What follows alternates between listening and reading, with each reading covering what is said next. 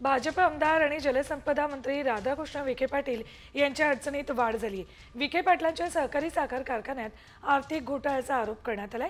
विखेंच्या कारखान्यात 9 कोटींचा अपहार प्रकरणी संचालकांवर गुन्हे दाखल करण्याचे आदेश सुप्रीम कोर्टाने दिले होते। शेतकऱ्यांच्या नावे राष्ट्रीयकृत बँकांकडून कर्ज घेऊन शेतकऱ्यांना वितरित न केल्याचा आरोप या सर्वांवर आहे। 2004, 5 आणि 2007 साली अपहार केल्याचं फिर्यादीत नमूद करण्यात आलं असून तत्कालीन संचालक मंडळावर गुन्हा दाखल करावा यासाठी प्रवरा कारखान्याचे सभासद बाळासाहेब केरुनाथ विखे यांनी न्यायालयात धाव घेतली होती। यानंतर राधाकृष्ण विखे पाटील यांच्यासह 54 जणांवर गुन्हे दाखल करण्यात आले आहेत। या भ्रष्ट मंत्र्याला, जो मंत्री इथल्या गोरगरीब शेतकऱ्यांच्याच तोंडचा घास पळवतो, असा मंत्री महायुतीच्या सरकारमध्ये चालतो कसा काय?